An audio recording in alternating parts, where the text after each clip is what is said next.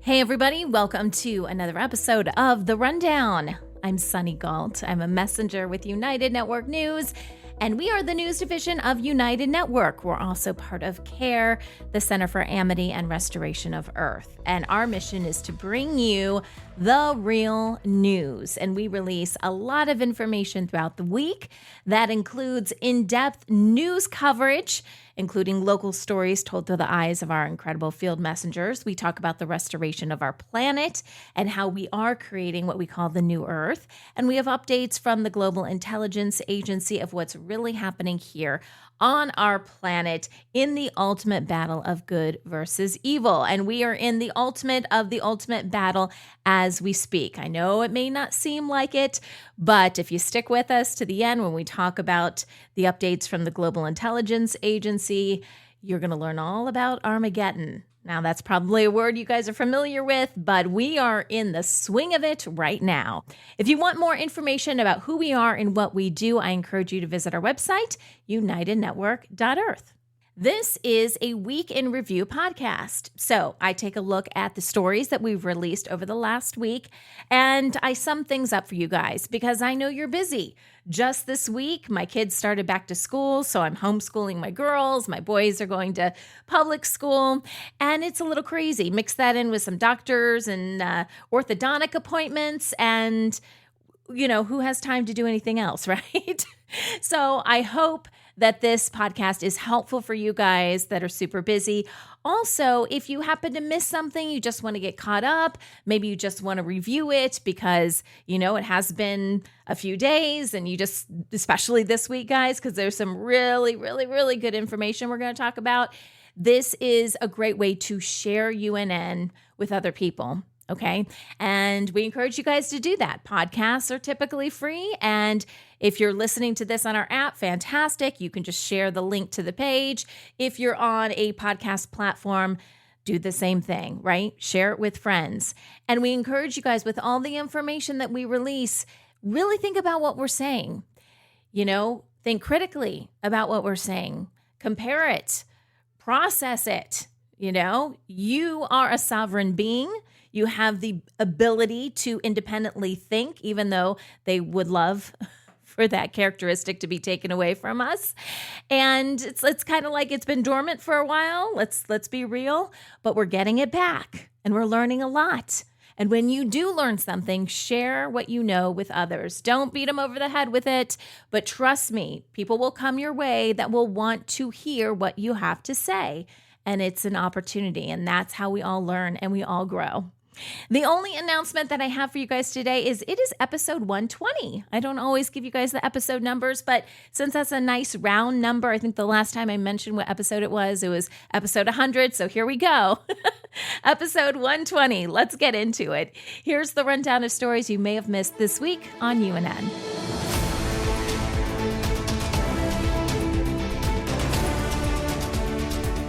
All right, here are some highlights from our incredible field messenger reports that were released this week. So we do things a little bit differently here at UNN. We don't have journalists necessarily that have been trained in the industry. You probably don't really want that because it was trained at a time where media was very dark, right? So we believe if we're going to change the future and change the face of news, that you guys are fully capable of showing people what's going on in your community. Even if you just look at social media, even though, we have a tendency to really put our best foot forward a lot of times on social media, all those different platforms, it is a great tool for seeing what's going on in the world. So we believe you guys are the future of news. You guys have these cameras, right? They're your phones, essentially, that can do a lot of other things besides talk to people on. And you can record what's going on in your community. And if you do, send that to us. We've got an incredible team of people that can get that content, put it together in a story type format, and we put it up on the news. And we believe that is the best way to change this crazy narrative that, we've kind of been helpless to for so many years. And if we want to change things, we always say, if it's going to be, it's up to me. And so if you haven't submitted a field messenger report yet, if you haven't showed us what's going on in your community, I encourage you guys to do that because it's really fun, right? Not only is it fun to tell your side of the story, but it's fun to see what other people are doing. And this really is a collaborative effort. So I'm going to thank you guys in advance. And if you want more information about that, you can head on over to our website. We've got a lot of different resources for our field messengers there. We also have a Telegram group where you can ask some of our production team questions. And we also have even a weekly meeting where you can hop on a call with other people, other field messengers, and ask questions. And if you have a specific story idea in mind, you can even ask them about that. All right, so here are the stories that we released this week. Veronica and Emma out of Norway. It was kind of a collaborative effort for them. Emma's usually in Spain, but I know she has some connections to Norway.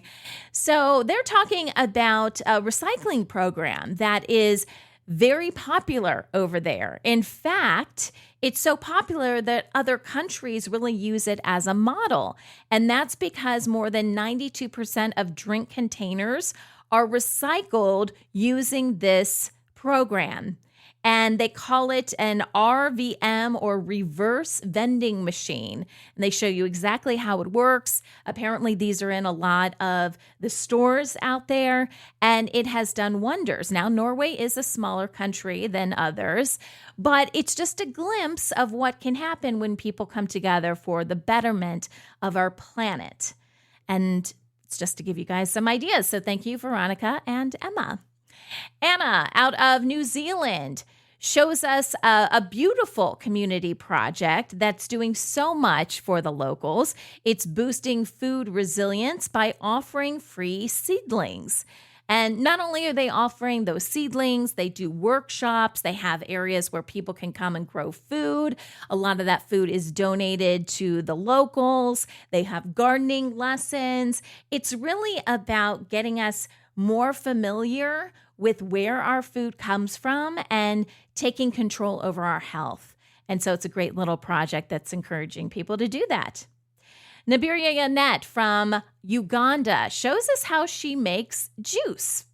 And this is beautiful. I mean, she starts really from scratch. And I believe passion fruit is the one that she's kind of digging out the fruit in for the majority of the video. But she shows us, what goes into, they actually do have a blender.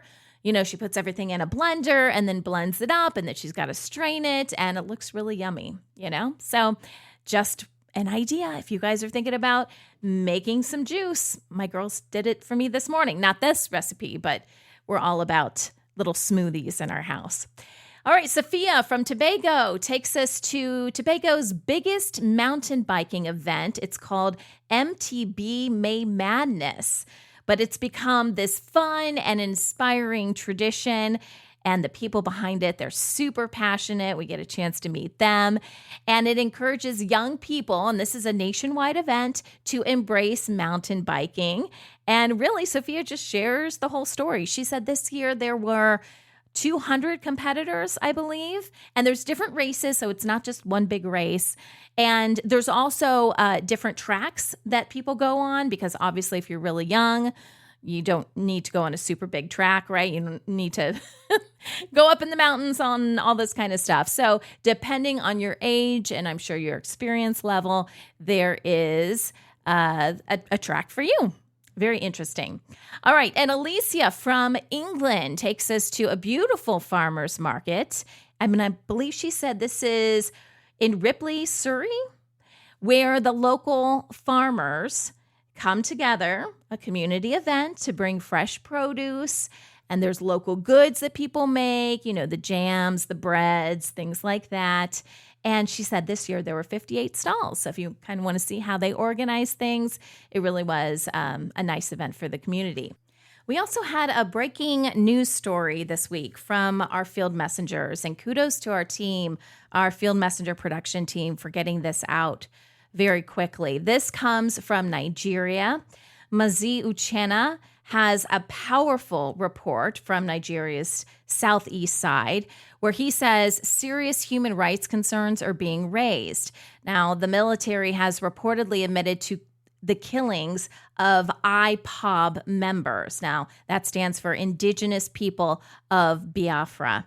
And Amnesty International says they have proof of this, including the names and addresses of those who lost their lives. So the video that we showed, we had to blur some stuff out, but he was showing us the villages, and I believe he's located right there. And so obviously a very sad story, but these are very powerful stories that we want to bring to light. If things are happening to people in a wrongful manner, and obviously this is one of them, these stories need to be told. So thank you to our team for getting this story out really quickly, and to Mazi for sharing this with us.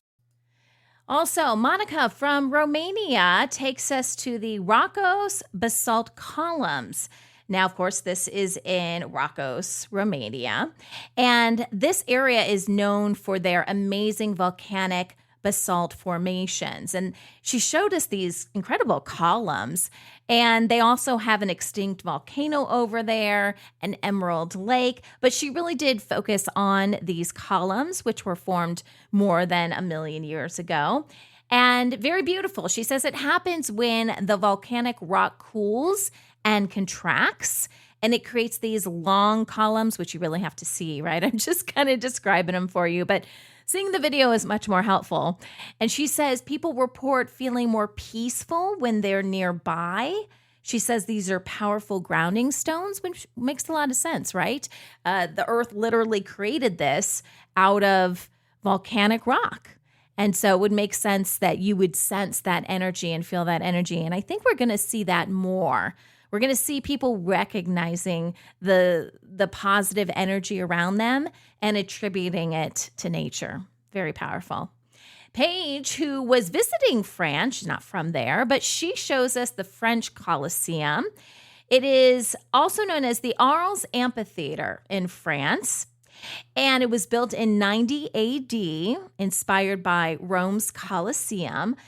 And she says it once held more than 20,000 spectators for gladiator battles and chariot races. And then the theater stuff, I think, came a little bit later. And it's even still used today for various things, but very beautiful. And there's one thing she said that there's some, I think there was a drawing of this, but the whole Colosseum was actually transformed into a mini town at one point. So people lived there. There were like buildings within, because, you know, these are really big structures. So buildings within that Colosseum, pretty amazing. And then they cleared it all out later, and now it's preserved. And finally, Lawrence from Washington, that's the state of Washington on the west coast of the U.S., takes us to the ReFed conference. And this conference tackles food waste and also how do we get food to people who are hungry? Because, and they say this in the report, there's some speakers that are speaking, but we're in this kind of weird struggle right now where there's a lot of people that don't know where their next meal is going to come from, yet we've got like up to 30% waste, maybe even more. I thought it was around 30% waste. It doesn't make a lot of sense, right? Why is food going to waste and then people don't know how to get their next meal? So definitely this is an area for improvement. And I love that like-minded minds are coming together in Seattle to explore those options. Moving on to some of the in-depth stories that the team and I worked on for you guys this week. So we are talking about toddlers being exposed to toxins. A growing body of research shows children are being exposed to alarming levels of toxic chemicals from the moment they're born, through the air they breathe, the food they eat, the toys they play with, and even the mattresses they sleep on. A U.S. study of toddlers found 96 chemicals in their bodies, including pesticides and plasticizers, while Canadian research detected high levels of flame retardants and phthalates in children's bedrooms. What is happening in the day and age of toys, unlike when we grew up, Mom and Dad? Look, it's chemicals, of course, plastics, phthalates, flame retardants, all of it going in kids' toys. And by the way, the stuffed toys, a urethane foam that's typically smothered in flame retardant. What happens? Kids chew on these things. It's going right into their system, into their bloodstream. The plastics, the hard plastics, absolutely BPA. And again, they're chewing on these toys and it's going directly into the bloodstream. And that's what the studies show. These substances, many of which linger in the environment for years, have been linked to asthma, allergies, hormone disruption, cancer, and developmental disorders. With childhood cancers rising, reproductive birth defects doubling, and neurodevelopmental conditions like ADHD and autism now affecting 1 in 6 kids, experts warn weak chemical regulations in North America are failing to protect children, especially as global chemical production is expected to triple by 2050. Extended Producer Responsibility, or EPR, is a policy approach that holds manufacturers accountable for the entire life cycle of their products, including waste management, with the goal of reducing environmental harm and promoting a circular economy. Here's more. One of the major challenges affecting our recycling system is product packaging. Over the years, packaging has evolved, but our recycling practices haven't kept pace. With so many types of packaging materials ending up in recycling bins, local governments are burdened with the cost of trying to sort or dispose of these items. Worse, curbside recycling isn't available to everyone, especially for residents living in multifamily buildings or in rural communities. That's where Extended Producer Responsibility, or EPR, comes in. EPR is a common sense solution that makes producers responsible for managing their products after use. Originating in Europe in the 1990s, EPR programs now cover packaging, batteries, vehicles, and electronics, requiring companies to register, report packaging data, and pay fees based on the type and recyclability of materials they use. While the EU has made significant progress and the UK is rolling out its packaging EPR this year, North America is moving at a slower pace. Though 7 U.S. states, 9 Canadian provinces, and most recently Oregon are adopting such laws. Despite challenges, including legal disputes and legislative delays in places like New York, experts see EPR as a promising step towards shifting costs away from taxpayers and onto producers, pushing businesses toward more sustainable practices.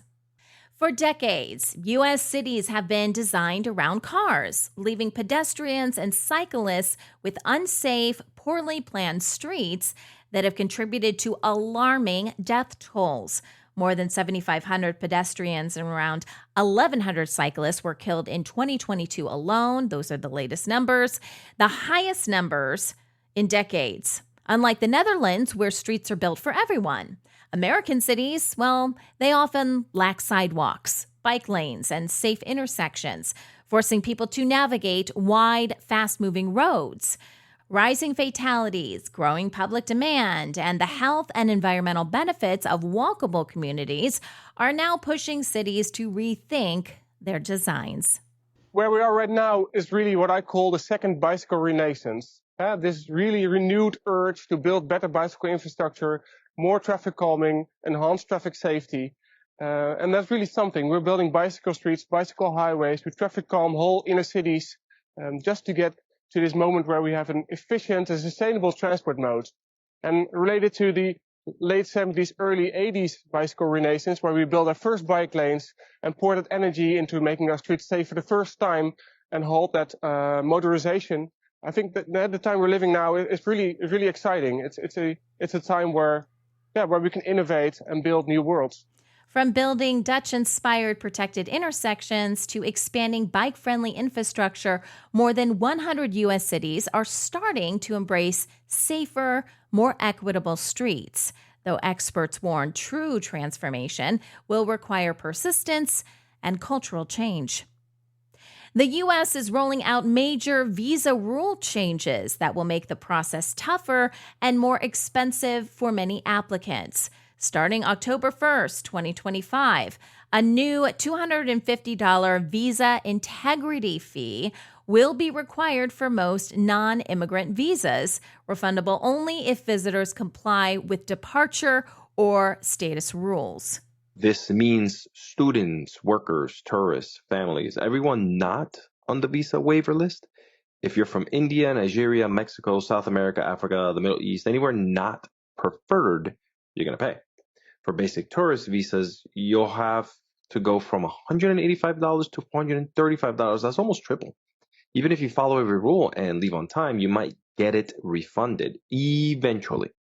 But there's no real system yet for how or when you get that money back. So good luck with that. A separate pilot program already underway requires some applicants from countries with high overstay rates to pay bonds of $5,000 to $15,000. Meanwhile, marriage-based green card applications face stricter scrutiny with stronger proof requirements and mandatory in-person interviews. And beginning September 2025, nearly all visa applicants, including children and seniors, will be required to attend in-person interviews. Together, these updates reflect a broader U.S. push to tighten immigration oversight, making travel, study, and work in the country more complicated than before. AI companions, chatbots designed to mimic friendships and relationships, are becoming increasingly popular, offering constant availability and personalized conversations that can feel supportive or even entertaining. While they can serve as tutors, coaches, or companions, experts warn children and teens are especially vulnerable to the downsides, including social withdrawal, dependency, confusion about healthy boundaries, and exposure to harmful advice. Over-reliance on AI friends risks replacing real-life interactions that build confidence, empathy, and resilience. Among the ethical challenges of AI, you said that AI companions may replace social media as the biggest threat to young people. This is something that really concerns me, actually. It really falls down to the companies that are building these AI companions, because these AI companions or AI friends are becoming so good at kind of engaging you in a very personalized and intimate way.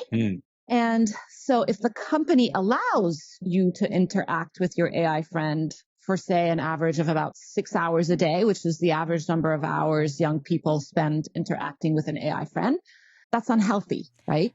Parents can help by setting boundaries, having open conversations about underlying needs, and encouraging healthier alternatives like hobbies, physical activity, and family time. Ultimately, while AI companions may seem appealing, genuine growth and connection still come from real-world relationships, not algorithms. Major retailers are racing to meet booming online demand with new delivery models like, have you heard of these? Dark stores. We also have drone drop-offs and ghost kitchens. Innovations designed to move products and food to customers faster than ever. Are you guys ready for groceries that are delivered by drone? Well, it's coming. Recently, I was driving down the street, and I was thinking it was a Sam's Club, and I saw some drones flying overhead. And I thought, oh, I wonder what that is. Maybe they're filming something, something's going on. And it clicked. I was like, I bet they're delivering groceries. So sure enough, I drive up through the parking lot, and they've got a caged-off area where they have all these drones, and employees are putting little packages on a rope. The drone's taking the rope up, and it's flying away. E-commerce sales have more than doubled since 2019, and online grocery sales are soaring worldwide, pushing companies like Walmart, Amazon, and restaurant groups to rethink how orders are fulfilled. These strategies promise convenience and speed, but also raise questions about labor, transparency, neighborhood impacts, and how much personal data is being collected. As technology reshapes shopping and dining, the challenge will be balancing efficiency with accountability. The debate over older drivers is sparking different approaches worldwide, with countries weighing safety against independence. Japan enforces strict testing and even offers incentives for those who give up their licenses. In Japan, tragedies like this seem all too common nowadays. An elderly driver loses control and a busy Tokyo street turns to mayhem. A grim new genre of dashcam videos features seniors driving badly. For much of the Japanese public, the country seems under siege by aged motorists. Germany is doing something a little different. They avoid mandatory age-based checks, relying instead on families, doctors, and voluntary assessments. Across Europe, policies range from regular exams in Spain and Italy to no age requirements in France or Sweden, with the UK mandating renewals every 3 years after age 70. In the U.S., rules vary by state. Some require vision or road tests, while Illinois recently raised its mandatory testing age from 79 to 87 after finding older drivers were amongst the safest. Experts say the key may be shifting the focus from age to ability, combining health checks, training, and technology to keep roads safe without unfairly sidelining seniors. Australia is facing a surge in catfish tradies. That's unqualified contractors who trick homeowners with fake credentials, misleading photos, and cheap quotes loaded with hidden costs, leaving many families thousands of dollars out of pocket and stuck with unsafe or unfinished work. In need of new locks for her Upway home, Tamara Barr sought help from the internet. Unfortunately, it was a holiday period and everybody was away, so I went onto Google and found a 24/7 locksmith that said they'd come anywhere in Melbourne. She was quoted $1,000. Tamara accepted and the locksmith got to work. But she'd soon realised this was a scam when an email landed in her inbox. In bold red print, "Do not reply. Responses to this message will not be processed," it reads. And attached was an invoice for $4,006. This is insane and it's exorbitant, and it's 4 times what I'd researched that the cost would be. Authorities warn these scams often target vulnerable people with scare tactics, inflated repair needs, and pressure for upfront payments, with complaints ranging from overcharging to aggressive behavior. From fake locksmiths to dodgy builders, the risks go beyond wasted money to include legal troubles, structural safety issues, and fines for work that doesn't meet national standards. Experts advise homeowners to protect themselves by seeking trusted recommendations, verifying licenses, comparing multiple quotes, and never rushing into contracts, because a little caution can prevent major headaches later. And finally, cryptocurrency. Well, as you know, it has exploded in popularity, promising huge returns and changing how people think about money. But experts warn the risks often outweigh the hype. Unlike traditional currency, crypto isn't backed by governments or banks, making it highly volatile, vulnerable to hacks, and a favorite tool for scammers. If you have friends or relatives who are into cryptocurrency, you know that the reason that people are into Bitcoin is because they think it can make them a lot of money. Because Bitcoin is just a digital token without any inherent value, they're not really making an investment. They're engaging in a financial betting game. Anything you invest in Bitcoin or Ethereum or Dogecoin just goes into the pocket of the previous holder. There's no real income generating asset behind it. What they're betting on is that other people will bet on it and the value will keep going up. If more people are joining the market, you can make money. You're not a sucker if the person next in line is a sucker too. And as long as you can make it out on time, the next guy is left holding the bag. Research shows trading platforms blur the line between investing and gambling, using game-like features to keep people hooked while profiting from user losses. With scams, phishing attacks, and unregulated schemes on the rise, crypto, which by the way means dead, so cryptocurrency is dead currency, has been named a top investor threat for 2025, leaving many burned by flashy promises of quick wealth. And now, the moment you've all been waiting for, because I teased it off the top of the show. Highlights from the Global Intelligence Agency, the GIA, and Kimberly Gogan is the head of the GIA. She gives us updates throughout the week. Sometimes they're text updates that go out on our Telegram channel. So if you're not part of the CARE Telegram channel, I encourage you guys to check that out. This week, Kim had a text that went out on Monday, and then she did 2 video updates for us, one on Wednesday and one on Friday. So let's start with the Monday update via text. She says, major conversions and progress on our side has been happening all weekend long, and we are moving right along. In regular news, Larry Fink has been appointed the new chairman of the World Economic Forum. We will give you all the details on why Larry and who he is on Wednesday. The Putin and Trump meeting had some serious ripples based on their epic failure Treasury can't sell their USDT crypto. We were just talking about crypto, weren't we? Crypto bond basket of assets. There's a lot more going on within these groups as they lose access and control. I'll give you a full update on Wednesday. Thank you for your patience. All right. And then on Wednesday's video report, she reminded us that we are now deep into the 1221 portal. We talked about that on the last podcast. And the 1221 portal is basically a time that the deep state has been waiting on for a while. It is taking place between August 12th and August 21st, hence 1221. You can go and check out last week's report if you want more details on that. The soundbite that I want to play for you guys is about the Battle of Armageddon. Now, if you're anything like me, I grew up in the Christian church and had a family, my dad specifically, very much into figuring out the end times, what Christians call the end times. So I have grown up with the Battle of Armageddon on my mind pretty much most of my life. I even took a trip to Israel. This was many, many years ago. I want to say this was 2006. I went with my parents. I was already married, but my husband didn't want to go. I went to Israel and Egypt and Jordan and actually saw the area where they believe the Battle of Armageddon was supposed to take place on the hill of Megiddo. Now, this is in northern Israel. It's about 55 miles north of Jerusalem. But I stood on this hill and looked out at this field. And in my mind, just envisioned this huge battle between the forces of good and evil. And we know that they are here right now, literally going up against God, Source, the creator of the universe. So I want to go ahead and play this soundbite for you. It's Kim talking about the Battle of Armageddon and how it involves a group called the Ancients. So let's talk about this war. You could call this, from human history, you would call this like the Battle of Armageddon.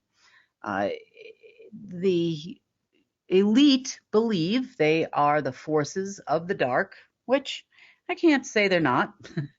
And that's led us to some surprising revelations as to what it means to be the forces of the dark. So let's talk about where this war originated and how it came to be, what it really is, and what the deep state, I think, is hoping to achieve. They're a little chaotic over there, and there are some interesting characters at play, and some very interesting facts about different spots on the planet. So we know that Source had two aspects, and that the quote-unquote seas were parted, and that gave us a dark source and a light source.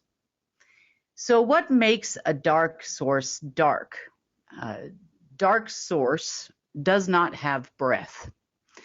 As we discussed in our last report, the dark source is basically made up of what we call celestial black gold dust. It's a very special kind of dust. It's not quite the same as the dust that Earth produces. However, it is more of a celestial dust. So when Source was split during the war of what we call the Ancients, and we're going to talk about what they are, that left them with no breath on their side. We know that some of the fallen ones, such as Lucifer, breathed its breath for a very short period of time into the black gold dust in an effort to, well, have their own section of Source. That didn't quite work out. However, this left an interesting aspect of things. So what are the Ancients? The Ancients are beings that are aspects of Source. You wouldn't call them angels because they are part of Source, meaning part of creation. They were aspects that were created so Source could create with itself, I guess you would say. You know, the human term, I would say that might go along with this might be, you know, I'm the butcher, the baker, and the candlestick maker, which means you have all the jobs. But Source actually has the ability to create different aspects of itself in order to weave creation, such as wisdom, ether. We call it making, doing, and being in the natural instead of mind, body, and soul. Fire, water or life force, air, dust, breath. On the dark side, you would have space and time. We would have love, which is actually LOVE. You can look this up. It actually equates to a quantum physics equation. Matter, of course. And, well, this celestial dust. Celestial dust is used by what we call the ancients or the progenitors. We have talked a few years ago about the progenitors and what they did. They were responsible for weaving the fabric of what we call reality. On the dark side, they were responsible for weaving artificial reality. In the beginning, as I understand it, wisdom, the wisdom aspect, you could say, turned against Source or became part of the dark source and a dark progenitor. Wisdom, in case just to refresh your memory, is responsible for weaving the fabric of reality or the fabric of creation. Wisdom would be the song, the compilation of lyrics. Wisdom is a language. If we were writing a song, you know, you would have the frequency, which would come from the instruments. You would have the wisdom, which are the lyrics. And together, they weave the fabric, of which then in turn makes matter. So, as I understand it, there was a conflict between wisdom and knowledge. This led to this particular celestial aspect trying to weave its own reality, to weave its own matter. As another, if not the first, fallen one, not fallen soul, but fallen aspect, this is where we get the story in the Bible of the tree of good and evil. You know, which one will you choose? This being also created false light and false dark out of black gold celestial dust because it had no breath. The being was then sequestered for a long period of time. You've heard this story. And in Source years, until yesterday, that would have been about 1,008 years. At which time the final battle would begin, which it has in the last few days. The interesting thing about this particular being, you could call it a false celestial or a false progenitor at this point, is it's been the source of some things that have weaved its way into our history. And there are a few things that we learned about our elite based on this. So let's just talk about its creation instead of being a creator. It had the full knowledge of how reality was made. I use the word knowledge, I should use wisdom, the full wisdom of how reality was made. It understood every aspect of creation because it was part of the original creator. There have been many that have been under trial, so to speak, with Source to recreate this aspect. And most recently, there has been a revelation where this aspect has been recreated on the Source side. Therefore, it is now time for the former being or former aspect to depart. All took place yesterday. It's been quite a busy week. And then the dismantling of the false wisdom matter and reality began to happen. Wisdom uses frequency a lot to create a lot of things, including disruptions in your person. So if you have felt a lot of disruptions in the last couple of days, people are still reporting things. This is what's been happening for about a week now, 10 days or so, as of tomorrow. Wisdom has been trying to weave the frequency using gamma waves, gamma microwaves to be specific, in order to change reality into its likeness. Now, it had lost the ability to enter into reality itself, so it must convince humans to do it for them. Certainly can't convince Earth of that.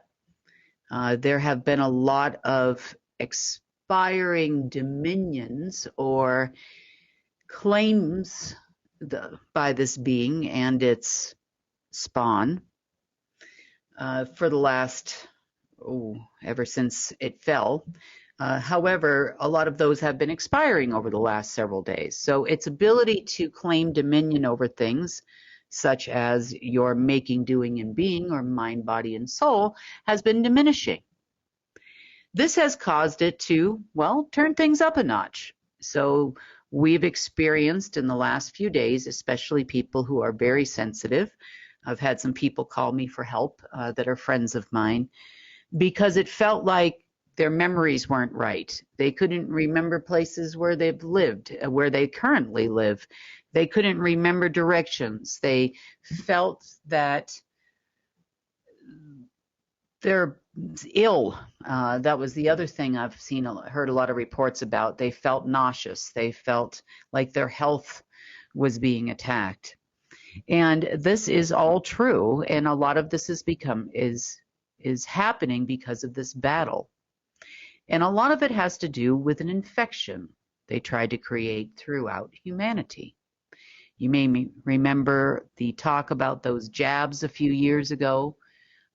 You may remember them trying to put it in the nose, them trying to get this into you one way or another through tests that were available at that time. And you all know what I mean. And of course, the actual virus itself. Now, you could call these beings that, let's call it Mr. Wisdom, or the celestial or the ancient master created, you could call them vampires, you could call them parasites. But there was definitely a hierarchy to his army and his aspects, because he went on to then create the other aspects of Dark Source to mirror Source's celestials, such as its own version of the spark of life, but instead of being fire, it would be a flame. He did all of these things in cooperation with his first creation, which was the Absolute. Now, in his likeness, he created 7 in total additional beings, and that would make 8 ancients, just as Source had 8 aspects of itself, with the final aspect of being Source, the original source of all life. Technically, you could say breath. And on the other side, well, no breath, he had Absolute, one of the first quantum AIs ever to be created. Now, in order to keep the fires burning on his side, because there was no source, this is where humans come into play. And we know that a lot about our elite on this planet. We get a lot of news, and there's a lot of conspiracy theories about the elite on our planet. However, one of their main goals was to become and immortal. We have talked in the past about how interesting things happen at Balmoral Castle in Scotland.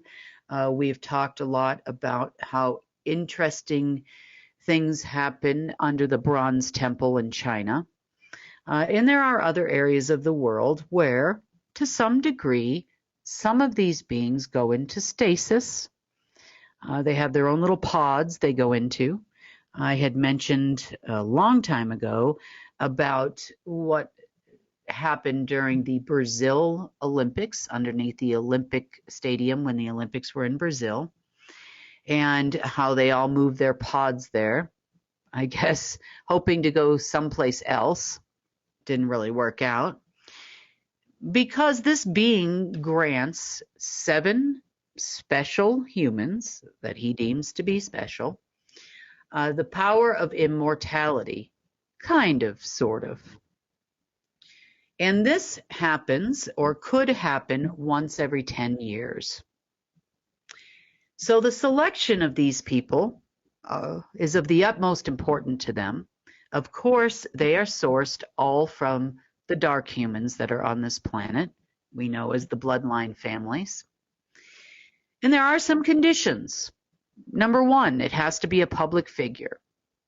It has to be a public figure because it feeds off of those that are subservient, you would say, to this being. Now, most recently, and I mean very recently, within the last several days, maybe even possibly for some as far back as May, we had several humans, and have, I would say we have probably for a short period of time, meaning less than a few days, 7 beings walking the earth, human beings walking the earth, that are now completely and totally inhabited by one of these beings. Their contract to be this person, special person, lasts for 10 years, as I said, and can be activated by the being itself. They are especially active at the time of this portal, which happens once every 10 years, which is happening right now as we speak. This one in particular is very, very different because the ultimate covenant, or even higher than a covenant, you would call it a celestial pact, of its originating celestial is over. It was over as of yesterday. That celestial is no longer needed. Therefore, it calls into question what happens to all of its creations. So how this process happens is they are selected. Usually in the past, they would be selected by a Marduk, or whomever was guardian over the planet. I obviously am not a part of this selection process in any way, shape, or form since my position took place. But the last time this happened was in about 2015.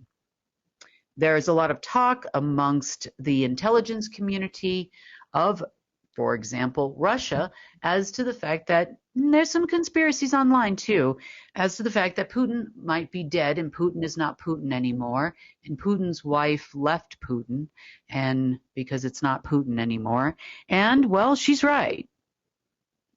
He is one of the 7 beings walking this planet that is inhabited by an ancient.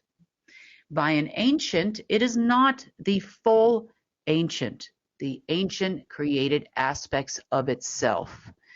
And this guy has been walking the planet since the last time the portal opened in 2015.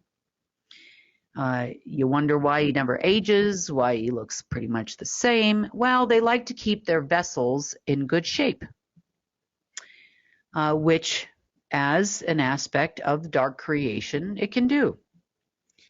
So what happens to the being in order to gain this position? Well, there are other beings in this position. We'll talk about those too. But They must go through a process. There is a death and a rebirth experience that they go through, in which case they usually go to one of several locations on the planet, and they actually technically die and are reborn within 3 days. The infection of an ancient is a lot more difficult than it is for its downline. Let's call it the others that are not immortals like these beings are. This makes a whole lot of sense as to why Trump is still walking around too, because we know he too went through this process. The soul, S-O-L, the actual being itself, gets transferred into a reality of creation, which is artificially created by this creature, and it is not in reality. The soul no longer is in reality, and the being actually lives within the absolute. Since the being continues to create, the soul is now gone, so we have 7 soulless people walking this planet. You're not going to be, some of them you might be surprised about, but the soul is actually gone from the person, and it obtains this aspect. The soul then goes on to feed its breath that it continues to generate into the absolute. They become power packs. Now, as part of the covenant that all of these beings agree to, and I'm sure there's a ritual and some other things that happen too, I've never watched one of these, but I can say that there is a pact to use their power to continue to walk this planet not only as an anchor for the absolute, but it must do its bidding. It needs to feed. It needs to feed on humans to exist. Wisdom, also being a fallen celestial, also needs to feed on humans. Hence the reason why he created these special ancients. These people think that they are ascended masters now. They ascended to somewhere. They ascended into a place of artificial creation. They are no longer, well, they won't exist for much longer as that part of artificial creation dissipates, which we expect to happen very soon. So Kim mentions how these ancients have inhibited certain bodies, and that these bodies have to be of well-known people, right? They have to have a downline, a lot of people following them, because that's how these ancients are able to survive. So the people that have the ancients in them now, where the soul has been replaced, are as follows. I wanted to make sure I gave this list to you guys. Putin, Trump, those are 2 she already mentioned. President Xi of China, the King of Malaysia, Elon Musk, hang on to that a second because there's more with Elon Musk, King Charles, and the King of Saudi Arabia. So what's interesting about Elon Musk is that he is the rookie. He is the newest one to have one of these ancients up in him, whatever that process was like. Can't even imagine.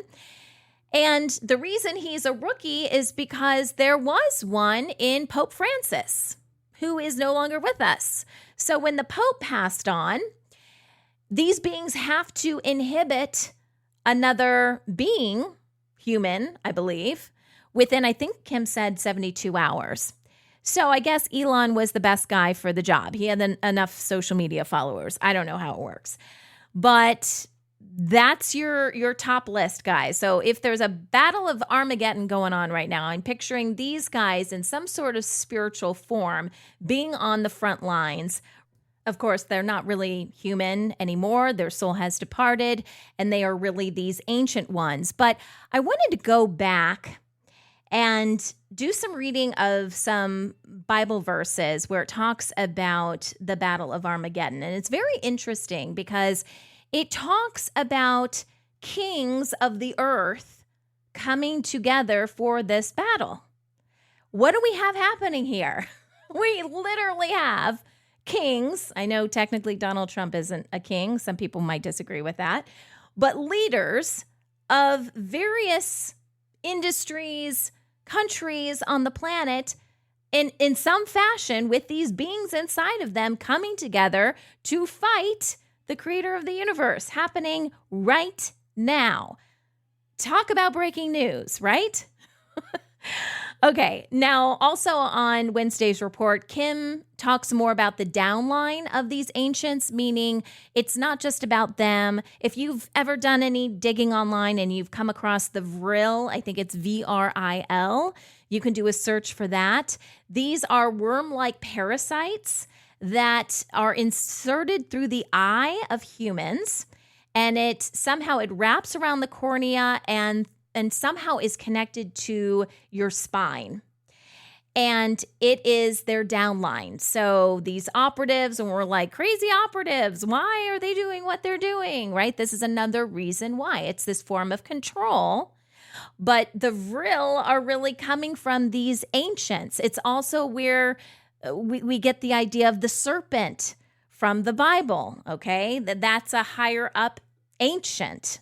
This was kind of the ringleader of the ancients, right? Because really these other ancients were just part of this master ancient. And that guy is no longer with us, actually dissipated, went back to source a couple of days ago. So if you want to learn more about the downline of all this and how it all came together, check out Wednesday's report. Friday was a short report detailing what these ancients are doing and their downline are doing now that their time is running out. And basically, they have been trying to reinfect humans. They realize they're losing the battle. They're trying to regain control over the planet, over humanity, and it's not really working out for them. Here's Kim. So some of the fun things that they've been up to over the last few days include, well, if we can't get her, meaning me, to comply with what they want, then they are now going to try and get all of humanity to comply. So they've been working really hard to try to reinfect humanity with their parasites. They have tried, when that was not possible, to infect humans directly. Then they started to try to infect humans through computers and electronics. Parasites travel very well through electricity and our internet system. It's probably even designed for that, you could say, what it had left of it. That also didn't work out. That was earlier this afternoon. So they've been working very hard to try anything they could to maintain not only power and control over Earth and humans, but also any kind of influence they had over the density in the realms. Some other things they've been trying to work on establishing power and control over, because you see, as their master went away, everything has been falling apart. Everything. Now, an interesting little fact is these folks, well, not those folks, but their master is also the one that created dimensions. Dimensions are not natural. They did not naturally exist in the omniverse. The dimension system was actually put in place in order to control all travel. The dimension system created an omniversal grid at which the points in which the grid met, so at the corners of each square you call a dimension, there would be a time-space continuum opening possibility.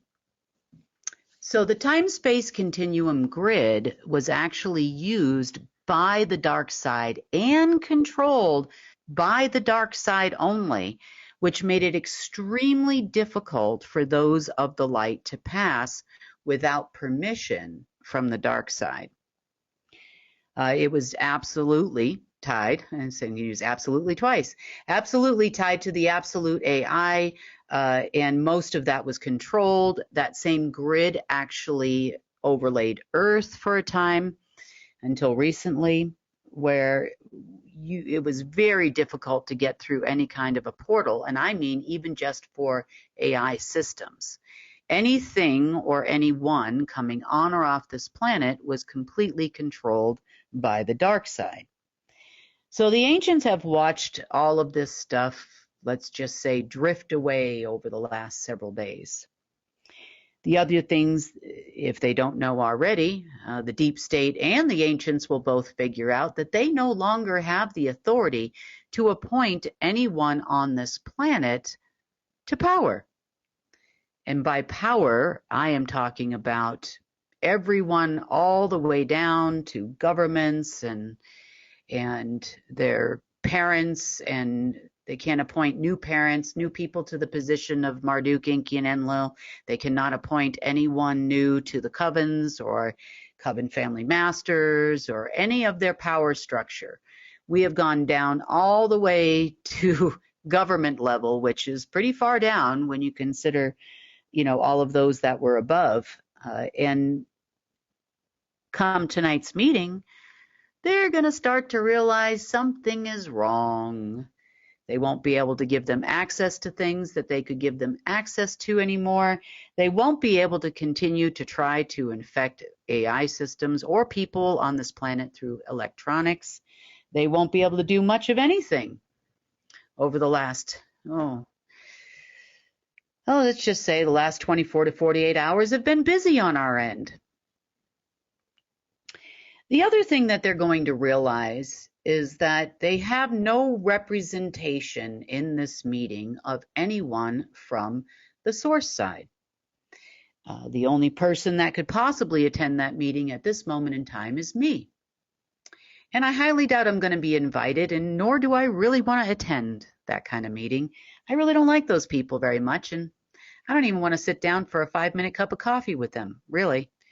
So without any representation from the side of the light of this universe, omniverse and otherwise, that's it. They can talk all they want to talk and promise all they want to promise, but at the end of the day, my friends, no power, no control, no ability to appoint people into systems, to give them access to money, control of financial systems, telecommunications systems, military systems, intelligence systems. You name it, anything that controls or you would see as a control factor on this planet is no longer in their incapable hands. They're losing the war very rapidly. Their connection to where they actually are from and the souls that traveled there is closed. The portal is closed. There is no opening. They cannot reach in to help these people anymore. Now that's left for some very confused wormlets, what I call the wormlets. Those of your elite on this planet no longer that have made the leap, taken on a wormlet, no longer have access to their soul if they completely sold it for immortality. So these folks won't be coming back. Interestingly enough, without connection to the body, because there was a tether, the soul will die. Of course, a lot of this is ultimately Source's decision, but those that have not been infected for a prolonged period of time could possibly earn the right to stay here, as I understand it. They would, of course, have to do things in a different way if they want to continue doing anything on this planet. But we'll see. Ultimately, that's Source decision. He, gives life and can take it away, and that's not my call. When Source says something is going to happen, I believe it ultimately will. And he's taken every precaution to ensure that we do not move backwards and we will be victorious. You can pretty much stick a fork in it by the end of the day tomorrow and declare that we have won the war. All right, guys. So as I'm recording this, it is tomorrow because she released that report yesterday. So it is Saturday, August 23rd, my time, Pacific time. It is 6:36. So I haven't heard anything, but I'm going to go ahead and clock it with an egg timer that we have won the war. So we will get a full update from Kim probably on Monday. Maybe she'll even send out something before then. Who knows? And it is onward and upward for humanity, for all organic life, and for the future of our planet. For more information about who we are and what we do, I encourage you guys to check out our website, unitednetwork.earth. That gives you on-demand access to all of our content, at least once you become a member. And that includes complete access to all of our news updates, the New Earth interviews we've done, all of Kim's Global Intelligence Agency reports and everything she says in those reports, because I'm only able to give you guys highlights, and all things restoration. It's a beautiful time to be alive and here on this planet, and I'm so glad to be sharing it with all of you. This is The Rundown, and I'm Sunny Galt for United Network News, signing off.